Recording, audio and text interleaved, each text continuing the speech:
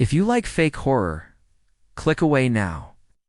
If you want what actually happens in a rural Walmart after the doors lock and the radios go quiet, stick with me. Before we go any further, do me a favor, subscribe to the channel, hit like, and drop a comment with the word rules. That's how this story keeps going. That's how I keep going. I didn't want the job. I needed it. 2 months behind on rent, car insurance threatening to lapse, the water turning brown at random. The now. Hiring sign glowed a sickly blue in the front window of the only building for 5 miles that still had electricity after midnight. Overnight fulfillments, $16.75, hour start immediately. Divine intervention or a baited hook? I went inside anyway. The store sits off a 2-lane road that dies into a cornfield. There's a sun-bleached water tower with a soda logo older than me, a collapsed feed store, and a line of dead street lamps like teeth knocked out of a jaw. The Walmart itself looks normal in daylight. Blue facade, giant smiling starburst, a line of carts, always wandering like strays. At night the blue goes bruised dark, and the lot hums like a transformer about to blow. The interview took 5 minutes. Manager called himself Marlatall, polite, eyes too dry. He didn't look at my resume long enough to learn my name. You'll do, he said, sliding a folded strip of thermal paper across the desk. Receipt paper, not letterhead. Clock at 9:47 tomorrow. Night crew will orient you. And read this at home. His hand shook the way street dogs shake in their sleep. He pushed his sleeve down to hide it, followed exactly. I drove home with the paper burning a hole. In my pocket, I told myself it was going to be dress code, ladder safety, how to not crush your foot with a pallet jack. It wasn't. It was 9 rules. Plain font, no logo. No signature. No HR disclaimers. Just this clock in between 9:46 and 9:59. Never at 10 o'clock on the dot after 12:31 a.m. Stay on the yellow aisle lines. Avoid the blue arrows. They point both ways. If the intercom plays goodnight. Bluebird between 1:44 and 2:04, go to the brake cage and lock it. Do not hum along. Do not tap your foot. Do not enter the garden center. If the doors are already open, they are not for you. If a greeter in a blue vest wears an upside-down smiley pin, do not answer their welcome. Turn your back and walk. Smiles are invitations. Freezer doors may show tomorrow. If your reflection is late or early, don't reach in. 3 carts in a triangle? Drop any price tag inside the triangle and leave it intact. If the PA says your name, but no one called you, lie down and cover your ears until someone says clear. At 3:23, the lights will stutter. Stand still, close your eyes, take 9 slow breaths. If you hear shoes scuff near you, don't exhale. I laugh the way you laugh at your own echo. Then I stopped laughing because I realized I had been doing it for too long. The next night, I parked under the only working lamp. Bugs swarmed, light trembling like it was shivering. The employee door took my badge and signed me in.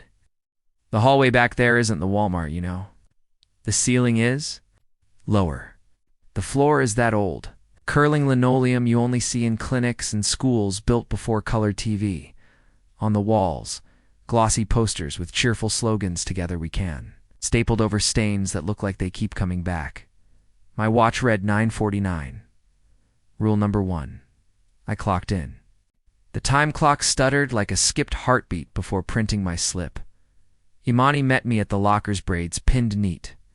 Sleeves rolled, eyes that had already seen me decide things I didn't know I was going to decide. "You're with me," she said, sliding me a box cutter and a handheld scanner. "Don't go anywhere alone after midnight unless it's the brake cage." "The what?" "You'll see," she said, and led me onto the sales floor. At night, the store is too bright and somehow still too dark. The overheads hum and flicker. The end. Caps throw long, skinny shadows that move when you don't. Somewhere, something metal ticks, like a cooling engine that never cools all the way.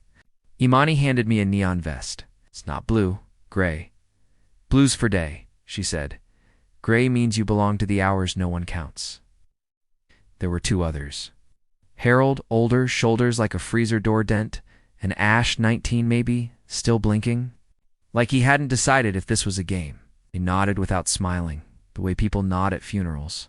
You read the rules? Imani asked. I read them, I said. I'd love to hear the part where you tell me they're a joke. No jokes at night, Harold said.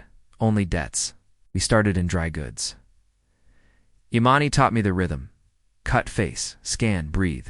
Cut face, scan, breathe. The aisles are numbered, but at night the numbers lie. Household cleaner stretches. Longer than it should, you blink and a wall is closer than it was. At 10:58, the last day customer rolled out, door hissed, locks clacked, a recorded woman's voice thanked no one. The cavern swallowed its own echo. Imani's radio crackled, Marlowe's voice too calm. All crews. Routine. Yellow lines after. 031. Garden center closed. Eyes up for greeters. Greeters? I asked. Like old guys by the door? It's like what they used to be, Ash said without looking up. Mostly they stay up front. Mostly we move to paper. Goods. Toilet tissue. Industrial stacks. I kept one eye on the long glass of the vestibule doors, watching insect shadows smear over them like oil. Something tall drifted past, just beyond the glass, a shape that separated insects the way a ship parts water. Delivery truck, said Imani. Didn't look up. Don't narrate the dark. It likes the attention. At 11:37, a figure stood in the entry, perfectly still, facing in. Blue vest cap. Hands folded. The glass doors were locked. The figure didn't try them. It just stood there, smiling. Greeter, Harold said. Eyes on your hands? I said. He's outside. Imani's voice went low. Outside isn't. Outside at night. The figure lifted 2 fingers in a small prim wave. The pin on the vest was a yellow circle with a smile that had slipped off its face and hung there upside down, like a mouth pulled open by hooks. My throat went dry. Rule. Number way crawled up the back of my neck like cold hands. Do not acknowledge, Imani said. Turn around, inventory backstock. Keep talking about anything else. We turned our backs. Into the scanner to hear something human. Shelf of 48 6-count. UPC 681,131. The intercom crackled overhead, not the PA, the old intercom. That only works for returns desk announcements, the one they never use anymore. A man's voice said, bright and friendly, welcome to Walmart. We're so glad you're here. Imani's hands clenched on the box cutter. That's not the PA, she said. That's its throat. Who? The greeter. Harold whispered. Don't move. The lock on the front doors clicked. It's not unlocked. Tested. A firm push. Just once. Like a hand checking a rib. I could feel the smile through my back like a light you know is shining behind you because your shadow aches. Something scraped the tile. Gentle. A single dragging step. Was still on the other. Sighed. It would stay there if we ignored it. That's what the rule meant, right? It said my name, not my badge name. My name. The one only my mother uses. The vowels pulled long in a voice that didn't know how much breath it needed to sound alive. We're so glad you're here, name. Rule number 8 leapt to life. If the PA says your name but no one called you, lie down and cover your ears until someone says clear. I couldn't tell if it counted. This wasn't the normal PA. I looked at Imani. She had already dropped to her knees. Palms pressed over her ears, elbows locked. Harold did the same, mouth moving in numbers I couldn't hear. Ash stared at the doors like a deer at an oncoming. Trucked at the intercom clicked again. The voice was closer without being louder. We're so glad you finally signed in at 10. It's our favorite time. Hadn't. My slip said 9:49.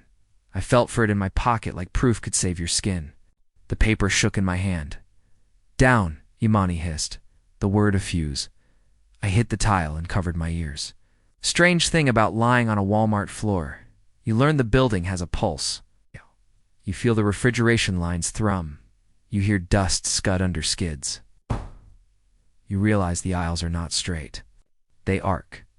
A whale skeleton curving around a heart you hope never to meet. Footsteps ghosted along the glass. Slow, patient. The smile spoke again, sugary and wrong. We're so glad you're here. 30 seconds.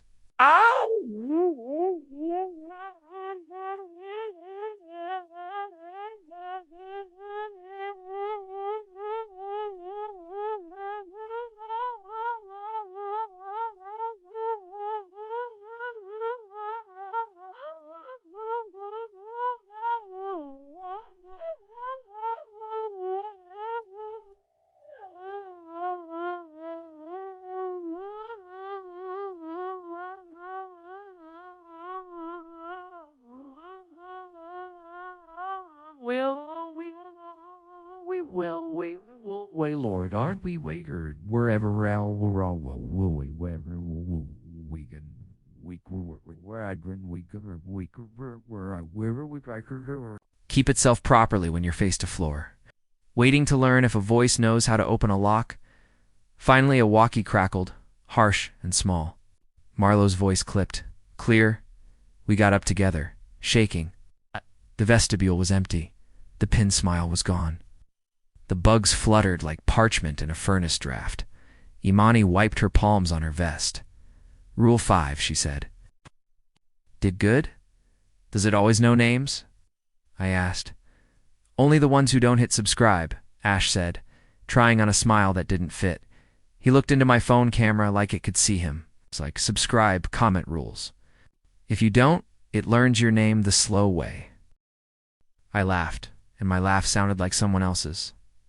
It was 12:30, when the scanners all ticked to zeros for a breath and came back with a tiny, synchronized tone. Monty checked her watch. Yellow lines after 12:31, she said. Keep your feet on them. The blue arrows start pointing to directions. What happens if you follow a blue one? Harold's eyes flicked toward the garden center doors. The chain across them sat slack as a snake asleep. A wind breathed through a place. That wasn't open. You don't come back on the same shift, said. Something moved behind those doors. Quiet, slow, like Ivy learning to walk. Let's keep this simple, Imani said. You work, you listen, you survive the first night, then you decide. If you want night 2, she handed me another box. Far end cap, above the yellow line. My scanner pinged and I went. As I rounded the corner, the overheads dimmed a fraction, a bare shiver of dark, like the building had blinked. On the intercom, far away and too close, a lullaby tried a single, wrong note. Then it stopped, like a breath held. Imani stared up at the speakers. If you hear Bluebird, she said softly, we run. Is that rule 3? I asked. She nodded once. You'll learn the rest, or the rest will learn you. You're still here, subscribe, like, and comment rules. The story's only opening. The doors just locked. The first shift already felt like a month pressed into a night. My head still rang with the greeter's voice, my name stretched in a throat that didn't belong to me. The slip of paper in my pocket was wrinkled from how tightly I'd held it. My one flimsy defense against a thing that knew me too well. Imani. Hadn't let me go home, not yet. She said it was better to stay on until sunrise, to earn the morning light. I didn't argue. Didn't want to find out what followed me off the property if I walked out early. At 12:31 a.m., the rules shifted. I saw it happen. The overheads flickered, not 3 times, just once. A quick stutter, like the store itself had sighed. When the lights steadied again, the yellow lines painted on the linoleum aisles glowed faintly, almost phosphorescent, the blue. Arrows, the ones pointing customers toward seasonal sales checkout, or groceries glowed too, but wrong. They didn't just point ahead anymore. Some bent sideways. Some looped backward, pointing into aisles that should have ended at walls. A few bent straight up, painted on the floor but somehow aiming into the ceiling. I blinked hard, rubbed my eyes. No difference. What the hell? I muttered. Imani saw me staring. Rule 2, she said grimly. Stay on yellow. Don't step onto the blue. Ever the Joker added, unless you like being late to your own funeral.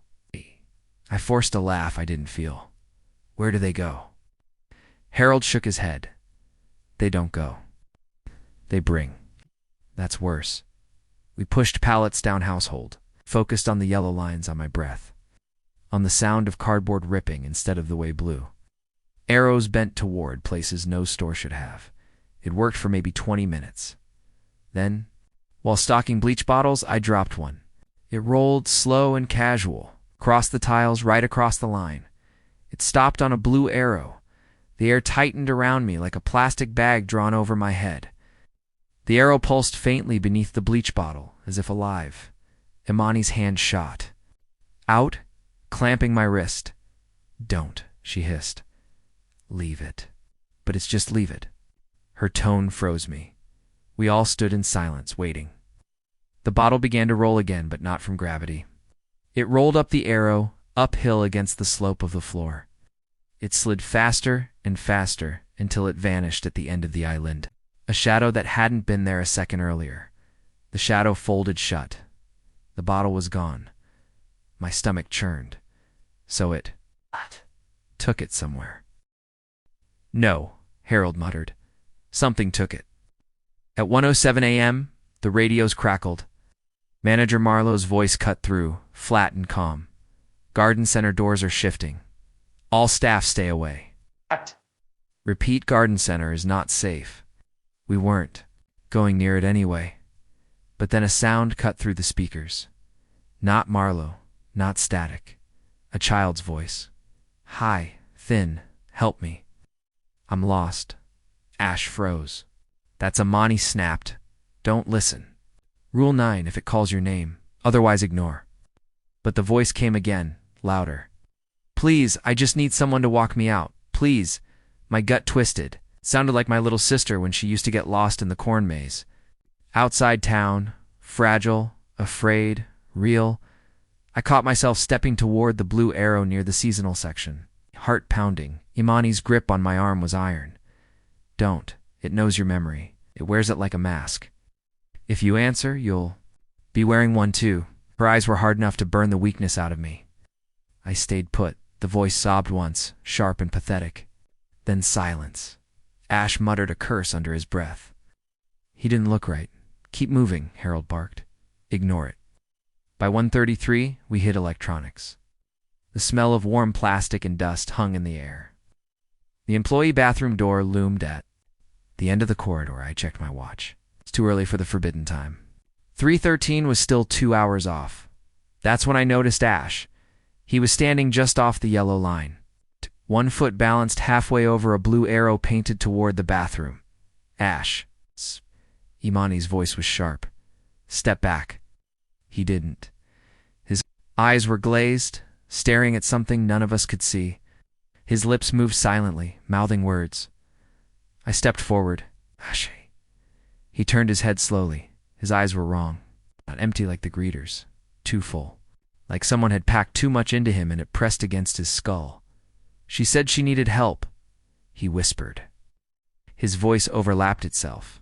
Half his own, half something higher, like a radio echo. She said she was cold. Imani shoved me back. He stepped on blue. Ash's foot slid the rest of the way onto the arrow. The floor opened. Not a hole, not exactly. A seam, splitting wide like paper torn slow. Darkness pulled upward instead of down, rising like smoke. Hands reached out long, child-thin hands, pale as wax, grasping for him. Ash screamed. Or maybe he didn't. The sound was layered, distorted, like multiple voices tearing through one throat. He clawed at the tile, but the arrow dragged him. Forward, into the seam.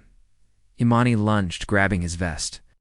For a second she almost had him, but his face twisted, smiling too wide, and he whispered, "Come with me." She let go. The seam folded shut. Ow. The arrow was just paint again. Ash was gone. Silence crushed the aisle. The only sound was the buzz of the lights. I wanted to vomit. What the hell was that? Harold's jaw was tight, his voice barely a rasp. Rule 2. That's why it exists. The arrows don't just point, they feed, and now it's fed. I backed against the shelf, my chest heaving. Can't just act like he didn't, he was right here. Imani cut me off, eyes hard. You want to survive? Forget him. Store already remembered him. If you remember too, it'll try to trade. My stomach turned. Trade what? Your place, she said. We stocked the rest of electronics in silence. None of us spoke Ash's name. The yellow lines pulsed faintly under our shoes. A lifeline on a sea of traps. At 2 a.m., the intercom clicked. A lullaby note hummed once, then cut off. A warning. Imani's face was pale, drawn.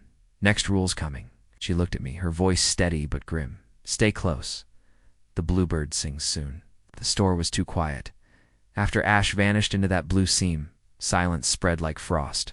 The hum of the freezers, the tick of the fluorescents, Even Harold's muttered curses all gone. My ears rang with the memory of his scream, layered with voices that weren't his. At 2:01 a.m., the intercom clicked. A delicate tune spilled from the speakers, soft, twinkling notes like a child's music box. The melody skipped in odd places, slightly out of rhythm, the kind of mistake that makes your stomach drop. Imani stiffened. Her lips formed the words before she spoke. Rule 3, break cage. Now, what move? She shoved me down the aisle. Harold limped behind us, muttering prayers that sounded older than church. The music grew louder, spilling into every aisle. At first it was sweet, almost pleasant. Then the pitch shifted too high, then too low. Wrong, like teeth scraping porcelain. We sprinted past sporting goods, past the dim, endless shelves. My lungs burned. Behind us, something hummed along, slightly offbeat like a second voice joining the song. Don't hum, Harold barked. Not even under your breath. I clamped my teeth shut. The break cage wasn't a real room. It was a steel mesh stock cage bolted into the corner near automotive, meant for cigarettes and locked merchandise. No, it was something else. Slid the chain from the door and shoved me inside. Harold followed, slamming it shut behind him. He snapped the padlock through with shaking hands. Why here? I gasped. Steel, Imani said. Her face was pale, slick with sweat. It hates steel. It can't finish the song if we're inside. The melody echoed across the store, louder, pressing against the cage walls like a physical force. I covered my ears, but the tune still wormed through my skull. Images flared, children spinning in circles, faces blurred, mouths open in endless songs, rows of blue-vested employees humming until their throats bled. Keep still, Harold said. Voice cracked. Keep still and don't listen. Then the lights flickered. Not once, not twice. 3 times in quick succession. My heart seized. Rule 12, I muttered. Not yet, Imani snapped. This isn't 12. Don't mix them. The lights steadied, buzzing. Faintly outside the cage, shadows shifted along the aisles. Shapes at first they looked human employees. Okay, maybe. Or customers who'd wandered too far. But their movements didn't match the melody. They twitched too sharply, limbs jerking like puppets. Ow. Their mouths opened, humming in distorted harmony. One staggered past the cage. Its eyes glassy white, its jaw hanging loose. A smile stretched. Across its face, split to the ears.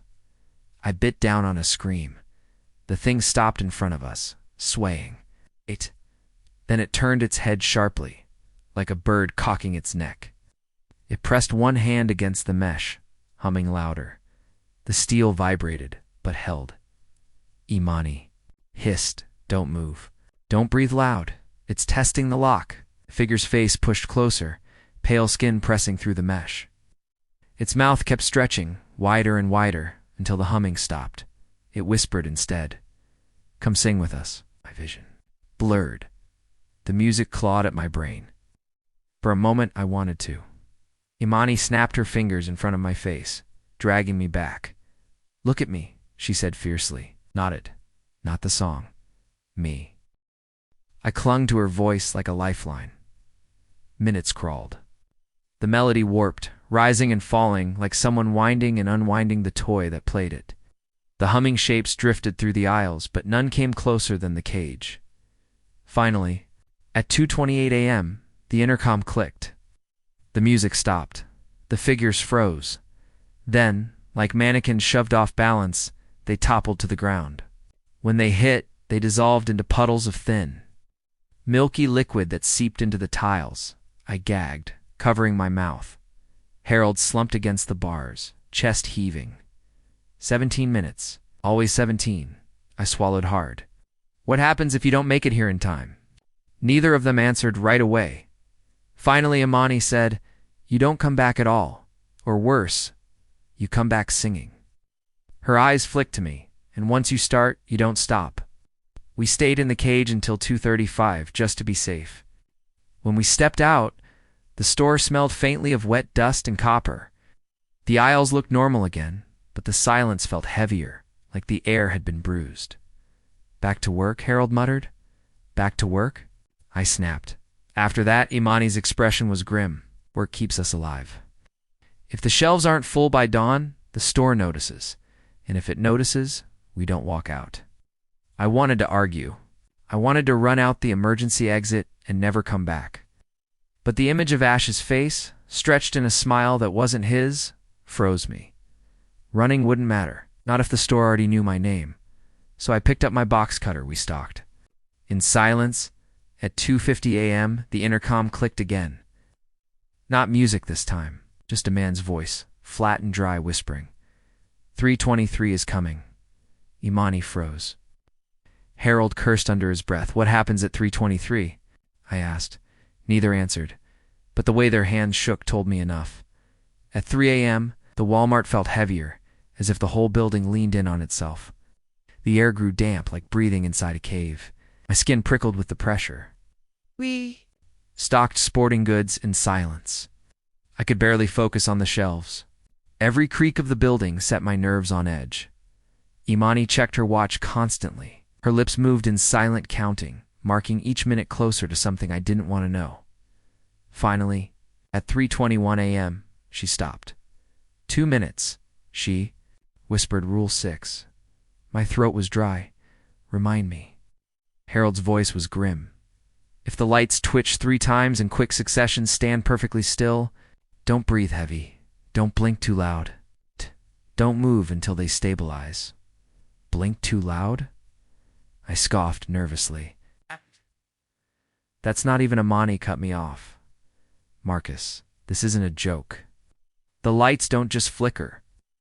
They look back. At 3:23 a.m., it happened. The fluorescent lights overhead shuddered once, twice, then a third time, in rapid, snapping succession. The buzz of electricity deepened into a low groan, like the building itself grinding its teeth, and the world froze. The air turned brittle. Dust motes in the beam of my flashlight hung motionless, suspended. Felt my heart beat slow until it hurt. Then came the voices. Not out loud, in the lights, muttering through the fluorescent hum. Who's there? Who's there? Who's moving? Someone's out of place? Step forward. Let us see. I clamped my jaw shut so tight it ached. One aisle over, Harold stood frozen mid-reach, hand hovering over a stack of basketballs. His eyes bulged, wet with terror. A bead of sweat crawled down his temple. The whispering sharpened. He saw that. The drip, the movement, the shift. Chest tightened. If they saw sweat sliding, what would they do if I breathed? The shadows in the fluorescent tubes shifted. Faces swam in the buzzing light. Dozens of them stretched and pallid, mouths working silently like fish. They pressed against the glass from the inside, straining to see. Open your eyes wider. We're watching. My eyelids burned. My lungs screamed for air. Breathe. Let us count it. Breathe for us. My vision blurred. I want to need it too. Gasp. Then a sound broke the spell. Not from us. From somewhere deep in the aisles. Single cough. Sharp. Accidental. Every fluorescent in the ceiling snapped toward it. The lights tilted, bent downward, focusing like spotlights. A new hire, Jenna. A girl I'd barely seen stood frozen in pet supplies, eyes wide. She'd coughed once. Just once. The lights descended. They peeled from the ceiling in long ribbons of electric tubing, writhing like snakes. They wrapped around her arms, her torso, her neck. Her scream tore through the frozen air. Found you, the whispers hissed in unison. You moved. Jenna was yanked upward, hoisted into the buzzing tubes. Her body convulsed, twitching to the same rhythm as the lights. Her skin blistered in white arcs.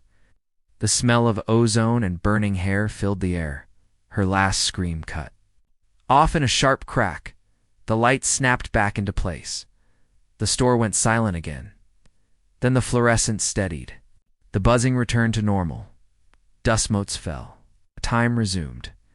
I collapsed against the shelf, dragging air into my lungs so fast I nearly blacked out.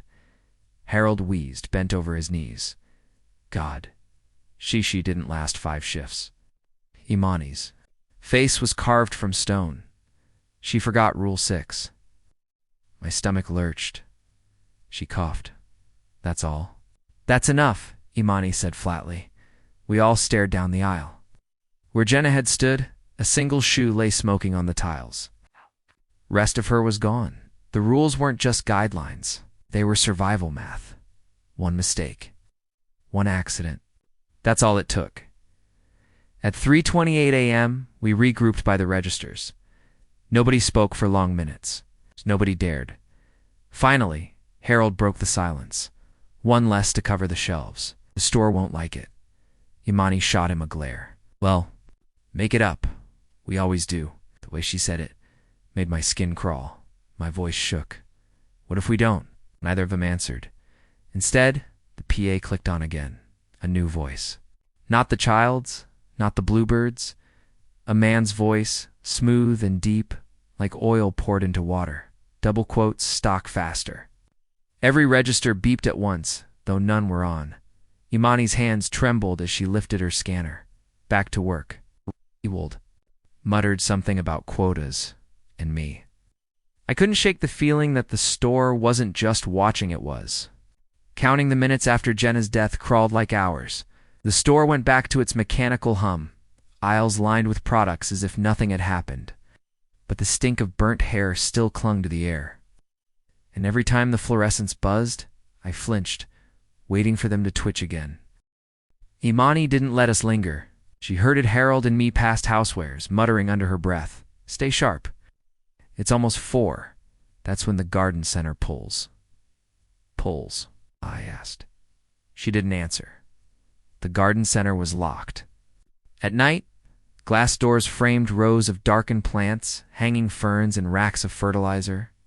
Beyond it, the faint moonlight glowed through the transparent ceiling. The sign on the paper rules was clear. Never enter the garden center with another person after midnight. I had assumed that meant don't go in at all. But now, Imani stopped at the gate, slipping the chain loose. "What are you doing?" My voice cracked. "We're not supposed to. Rule 3 isn't about keeping out."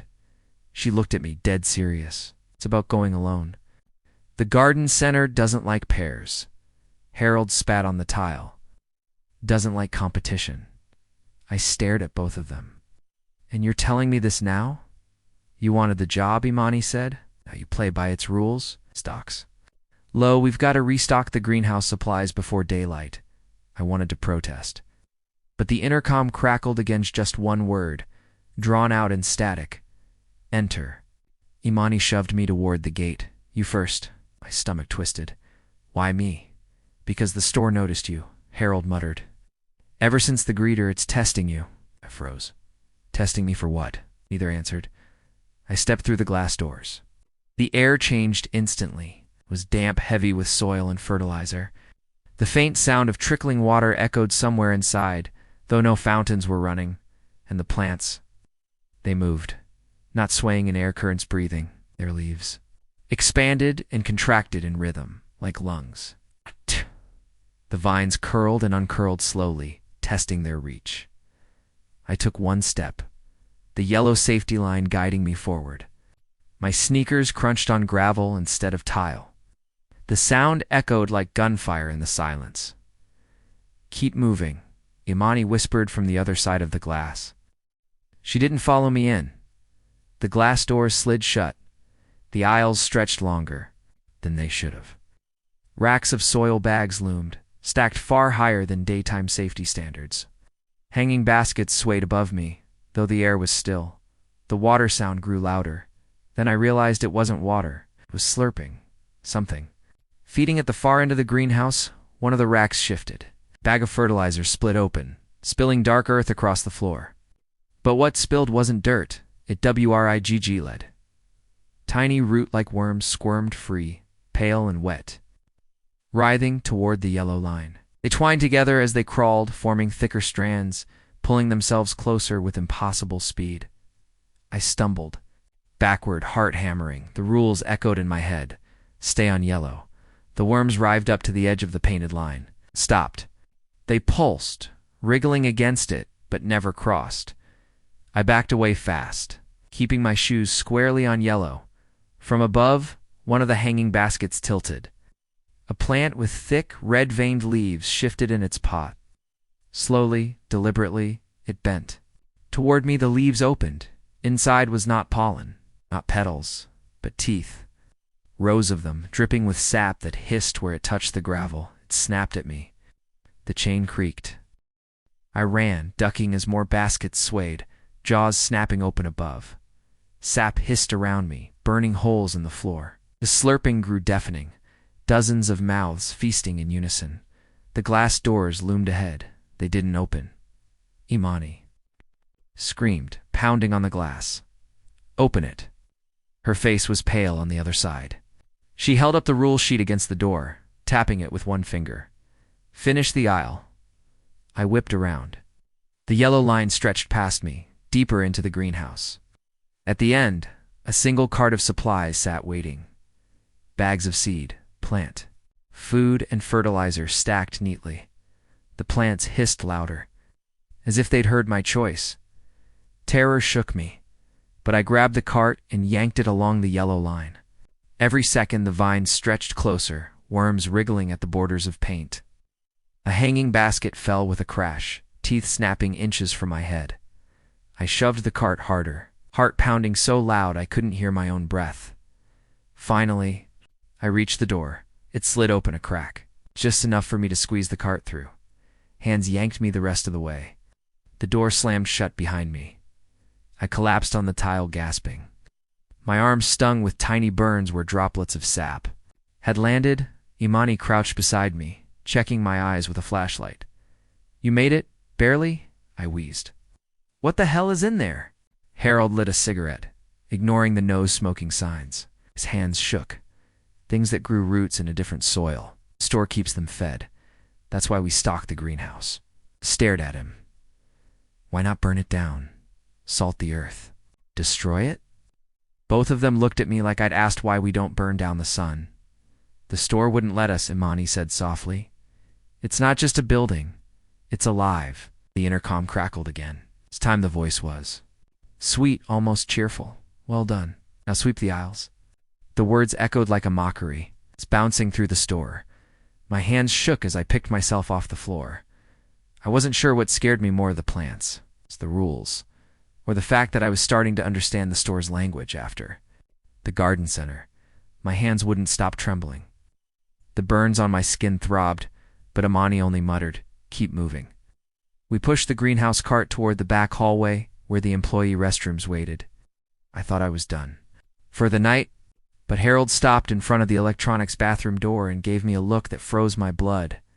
"You remember Rule 8? He rasped. "Stores off limits between 3:13 and 3:27. I nodded quickly, "So we don't go in." Imani's lips tightened. "But not tonight." "Tonight? It wants someone inside." My stomach dropped.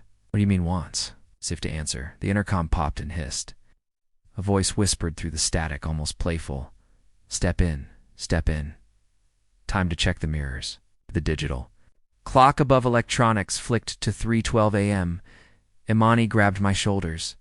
Her eyes were deadly serious.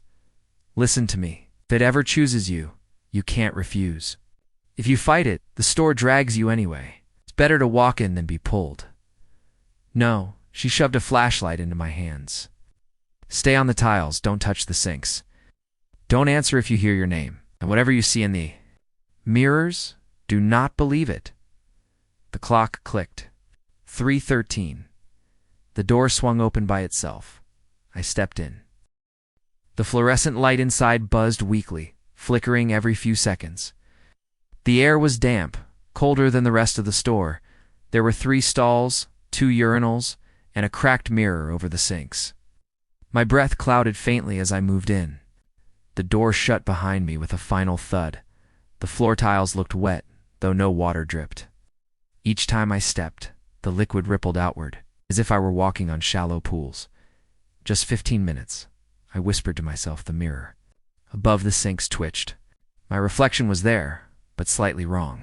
Its lips moved before mine did, mouthing words I couldn't hear. I looked away. I remembered the rule. Then came the whisper. "Marcus." My head snapped up. The voice was mine. Not like an echo exactly. Mine, coming from the stall at the far end. I clenched my fists. "Don't answer," I muttered. The stall door creaked open. Slowly, painfully slow, something stepped out. It was me. Same clothes, same burned arms, same terror in the eyes. But its grin stretched wider than mine ever could. "Marcus," it said again. Its voice was distorted, like a recording slowed down. "You don't have to follow their rules. Follow mine." I backed toward the main door. My reflection self moved closer, its feet splashing silently across the tiles. Behind it, the cracked mirror shivered, more figures pressed against the glass. Dozens of me, dozens of smiles. "Stay," the one in the bathroom whispered, its jaw unhinged further. The flesh around its mouth tore as if it were peeling itself open. "Stay and we'll make you whole." The overhead light flickered hard. For a split second, every reflection in the mirror screamed in unison. The sound clawed at my ears. I dropped to the floor, covering my head. Then, just as suddenly, silence. The clock hit 3:27. The bathroom door flew open. Imani and Harold stood outside, pale and sweating. I stumbled out, gasping. The door slammed shut. Behind me, with such force the walls rattled. Imani grabbed my arm. What did it say? Nothing. I lied instantly. My heart still thundered, because if I repeated the words, I feared they'd be true. Back in the aisle, Harold lit another cigarette with shaking hands.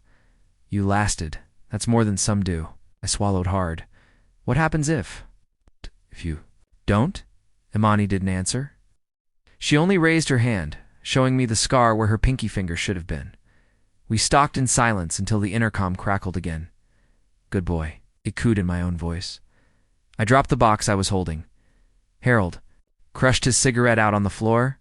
"It's marked you now," he muttered. Imani's eyes locked on mine, sharp as knives. "Don't give it more to work with. Ignore it." Survived the shift. But I knew deep down, knowing it wasn't going to be enough. The rest of the crew kept their eyes on their work. But I couldn't stop trembling. The bathroom had left me rattled. No, not rattled, marked. I could still hear my own warped voice hissing in the back of my mind. "Stay, and we'll make you whole." We moved into housewares next. Stocking pots, pans, towels. Normal items, ordinary. Work. Yet the silence pressed, too heavy, too deliberate. Imani paced at the end of the aisle, one hand on her flashlight, eyes scanning the shadows. Harold hummed softly under his breath. Then I realized Harold wasn't humming. Someone else was. A whistle, low and casual, drifted through the store. A jaunty tune. The kind you'd expect from an old man mopping a school hallway, except it was off-key. Dragging certain notes too long, snapping others too short, like the sound came through broken lungs. Imani went rigid. "Rule 9, she hissed. "Don't look, don't answer. Don't even think of him as human." My chest tightened. The janitor.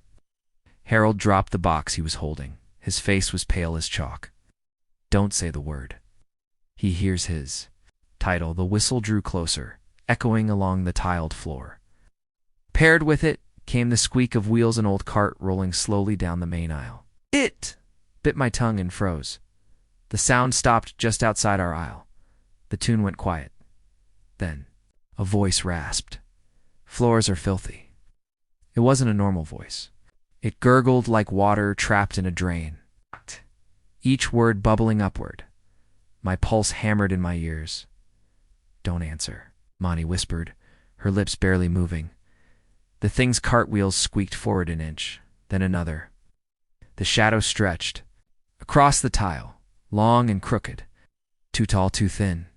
Don't you hear me, boy?" The voice croaked. "Floors are filthy." The words slithered under my skin, burrowed into my mind. My instincts screamed to reply. To acknowledge him, anything to break the pressure of silence.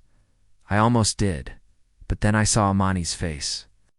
Her jaw was locked, her eyes wide, pupils blown like a cornered animal. She gave the smallest shake of her head, so I stayed still.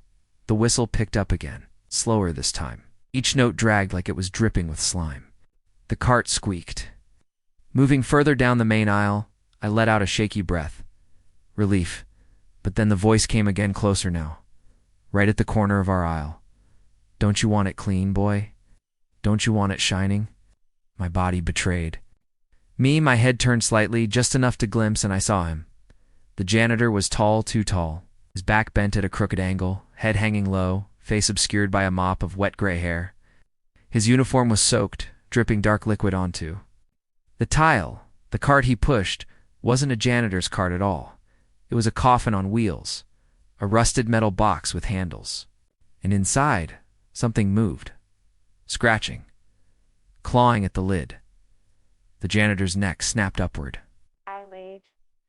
His hair parted, and I saw his face, except there wasn't one.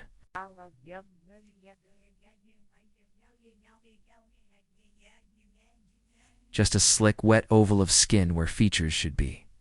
Caught you, he gurgled. I froze. Imani reacted faster. She hurled a ceramic pan down the opposite end of the aisle. Crash echoed like thunder. The faceless head twisted toward the sound. The whistle shifted off key, manic, and sharp. His cartwheels squealed as he followed the distraction. Pushing his coffin box toward the noise, Imani grabbed my wrist and yanked me backward. We slipped down the side aisle, running blind past bedding and furniture, the squeak of wheels echoing behind us. Don't look back, she snapped. Don't you dare, but I heard it. The whistle weaving closer, faster, too eager.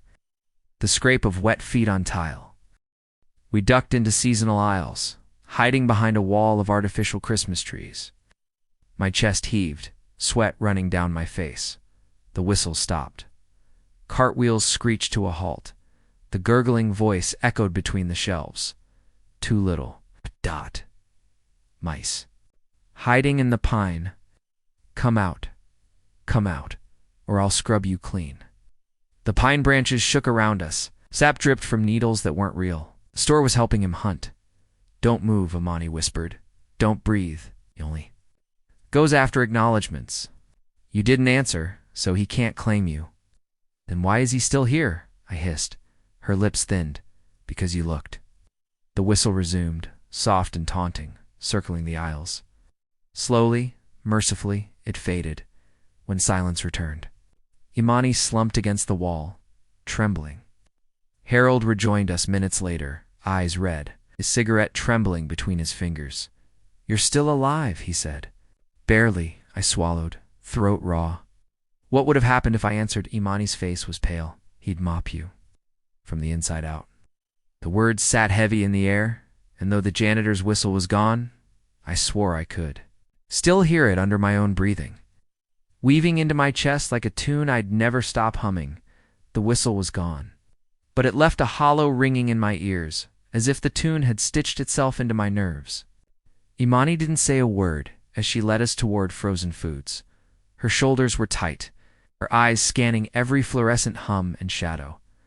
The glass section's worse after 4, Harold muttered, dragging his cart along. His voice was low, rasped with fear. That's when they press hardest. I asked. Imani shot me a look that silenced the question. The freezer doors stretched in a gleaming row of glass and chrome, fog clinging faintly to their edges. The humming refrigeration units filled the silence with a steady vibration I felt. In my teeth. Rule 10, Imani said flatly. If the reflections don't match, ignore them. Don't stare, don't smile back. The way she said it made my stomach knot. We started stocking. Ice cream tubs, bags of frozen peas, microwave, dinners. Normal work, ordinary products. But the moment I reached for a door handle, I saw it. My reflection blinked wrong. Too slow, I froze. The real me was still reaching into the freezer. But my reflection lingered, turning its head to look straight at me with a smile I wasn't wearing. I slammed the door shut. Don't look at it, Imani snapped. Just keep working. I can't. You can. Ignore it. I forced my hands to grab another box, forced myself to slide pizzas into. The case eyes locked on cardboard instead of glass. But the reflections danced at the edge of my vision. Twitching wrong, One of them lifted its hand while I didn't. Another pressed its face against the glass. Warping into a grotesque grin, the more I ignored them, the bolder they became. And then, one whispered not with sound, but with fog. The word Marcus appeared on the inside of the glass. Written in breath, I dropped the box in my hands. It knows my name, shut up. Imani hissed. Don't acknowledge it. But the letters. Smeared into a new word. Stay. The door rattled, something pressed against it from the inside. The glass bulged, thin as water. For a second, I swore I saw a hand, my hand pressing back. I stepped away fast. Heart pounding, the reflection of me inside the freezer didn't. It just grinned, teeth too sharp, eyes too black. Then it raised its arm, dragging long clawed fingers across the glass. The screech set my bones on fire. Imani yanked a pouch of coarse salt from her vest and hurled it at the door. The crystals hit with a hiss, burning like acid against the glass. The reflection convulsed, dissolving like smoke in the wind. The bulge snapped flat. Silence returned. I doubled over, gasping. What the hell was that? Imani's hands shook as she reloaded the pouch. An echo. They watch. They wait. If you meet their eyes too long, they trade places. They take you, Harold added grimly, and leave their shell behind. I stared at him. A shell. He nodded, lighting another cigarette. One of the boys last year looked fine when we found him. Walked, talked, even stocked shelves. But his eyes were wrong, and his laugh. He shuddered. We buried him when the shell tore open. How? Inside but glass shards. My stomach lurched. We kept stalking, faster now, trying not to look at the glass. But the reflections grew restless. They banged on the doors, distorted faces screaming silently. The fog spelled words over and over.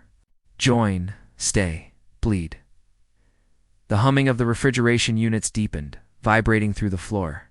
My boxers rattled on the cart, then 3 sharp flickers. The overhead lights stuttered fast. Rule, Levin slammed into my memory. If the lights flicker 3 times in quick succession, stand completely still until they stabilize. Don't move. Imani hissed. I froze, a frozen dinner still in my hand. The reflections didn't. They writhed, slamming their palms against the glass, teeth gnashing. The doors bulged outward, straining to burst. The sound of cracking filled the aisle, spiderwebs racing across the glass. Don't move, Monty repeated, voice trembling. The 3rd flicker passed. The light steadied. Instant silence. The spiderweb cracks vanished. The glass was whole again. Exhaled shakily. My muscles ached from the stillness. Imani lowered her salt pouch. You almost didn't make it. I couldn't breathe. Better breathless than gone, Harold muttered, his cigarette ash trembling down his sleeve. We finished fast. None of us spoke as we shoved the last boxes into place. When it was over, I caught one last look at the glass. For a second, my reflection didn't move with me. It just mouthed 2 words, silently, before fading back into perfect mimicry. Not long. By the time we finished frozen foods, my nerves were shredded raw. Every reflection in the glass still felt like it was watching me, whispering promises I didn't dare repeat out loud.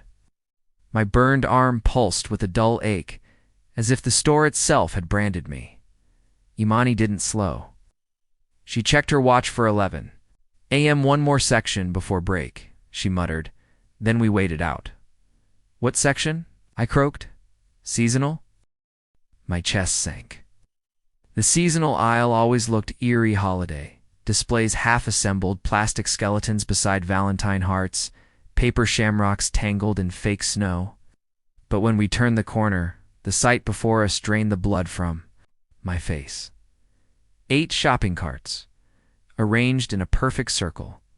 Each cart faced inward, their metal frames casting warped shadows on the tile. The air around them shimmered faintly, as though heated. But the aisle itself was cold, so cold, my breath clouded. Rule 12 screamed in my memory. If you see carts arranged in a circle, do not disturb them. Notify management immediately, Imani. Froze. Don't move, she whispered. Harold muttered a curse and dropped his cigarette, grinding it out with his boot. Not tonight, again. From the center of the cart circle came a sound. A giggle, childlike, light. Then a small red ball rolled out from the dark space between the carts, bouncing twice before coming to a stop at my feet. Marcus's voice called sweetly my heart. Stopped. It was a child's voice, high, trembling, innocent. Can you throw it back, please? I almost bent to pick up the ball, instinct, pure and stupid. Imani slapped my wrist hard enough to sting. Don't touch it, but it's just, listen, she hissed. It isn't a child. As if in reply, more voices rose from inside the circle. Not one, not 2 dozens. All children, calling, laughing, pleading, play with us. Just one step inside. We're lonely. The red ball rolled again, bumping gently against my shoe. I clenched my fists to keep from moving. The shadows inside the circle pulsed. They weren't just shadows. They were deeper than dark, as if the floor dropped away into a pit. Shapes shifted within. Too many limbs. Too many heads. Eyes glowed faintly, blinking open like stars in the void. One voice sharper than the others rouse. Above the rest, you don't belong to them. You belong to us. The carts rattled against the tile, squealing like metal under strain.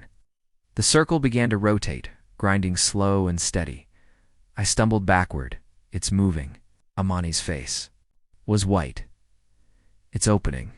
Harold fumbled for his radio, his hands shaking. Manager, we've got a circle in seasonal south aisle. Static crackled. Then Lloyd's voice came through, tight and grim. Do not engage. I'm on my way. The laughter inside the circle twisted, overlapping the children's voices, stretching into something hungrier. Don't call him, they hissed. He'll only close the door. Don't you want to see what's on the other side? The red ball bounced again. This time it hit my shin and stopped dead.